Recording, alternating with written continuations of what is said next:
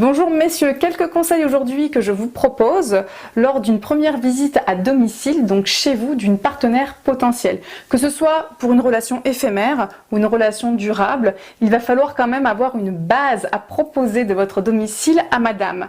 Alors, quelles sont ces bases que je vous propose ? Premièrement, le rangement, tout simplement, qu'on puisse aller d'un point A à un point B sans marcher sur des vêtements ou d'autres affaires. Il est vraiment important de pouvoir faire un nettoyage, je dirais, global de l'appartement et qu'il sente bon, voilà, que ça ne sente pas les pieds sales ou d'autres effluves pas très agréables. On aère et puis voilà, on peut mettre un peu d'encens, un petit peu d'huile essentielle, ça fait du bien.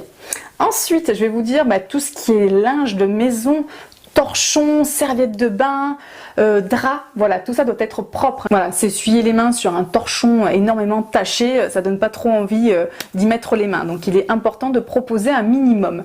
Les draps, voilà, pour pas qu'ils sentent l'odeur d'une autre femme ou la cigarette, peu importe. Et puis une serviette de bain sèche et qui sent bon pour lui proposer après une douche si vous faites l'amour. Ensuite, videz vos poubelles, s'il vous plaît. Ça peut vite vous trahir. Une poubelle, c'est intime. On y met tout. Donc si elle tombe sur une capote usagée, ça pourrait être le drame et elle pourrait partir précipitamment sans que vous compreniez pourquoi. Donc ça vous ferait perdre énormément de points.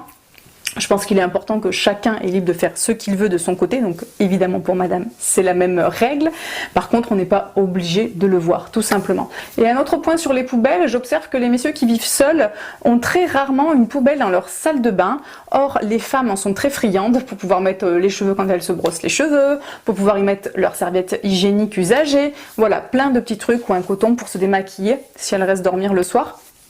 Je pense qu'il est important d'opter pour une toute petite si vous voulez, mais au moins ça lui évite de sortir de la salle de bain avec sa serviette hygiénique pleine de sang et de mettre dans la poubelle de la cuisine.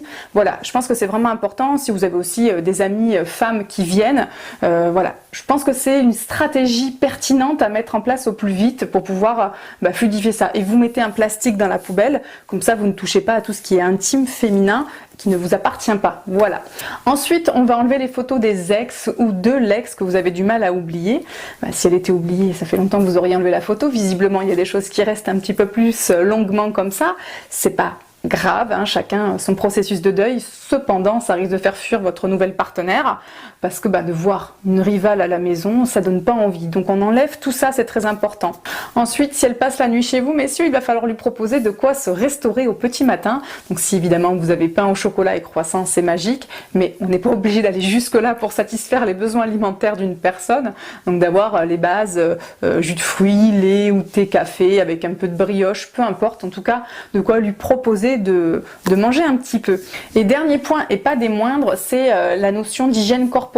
Si madame est très apprêtée, toutes les heures se rafraîchir la bouche, voire même vous pensez qu'elle va se rafraîchir intimement pour se préparer au rapport sexuel, si elle sent énormément le parfum, et du coup il risque d'y avoir un décalage si vous êtes trop détendu sur justement votre hygiène corporelle. Et donc si vous vous rapprochez d'elle pour initier une relation sexuelle et que vous sentez fortement la transpiration, il se peut qu'elle décline votre proposition juste parce qu'elle est dérangée par l'odeur, et non pas parce qu'elle n'est pas attirée par vous ou parce qu'elle n'a pas de désir, mais juste parce que les odeurs l'envahissent et lui renvoient aussi une image de négligence vis-à-vis de vous. Du coup, voilà, vous pourriez passer à côté d'une belle relation ou d'un bon moment, tout ça parce que vous n'avez pas su réajuster justement votre hygiène à la sienne. C'est important de coller à ce minimum-là parce que c'est des choses sur lesquelles on peut avoir du dégoût, on ne peut pas vraiment maîtriser tout ça.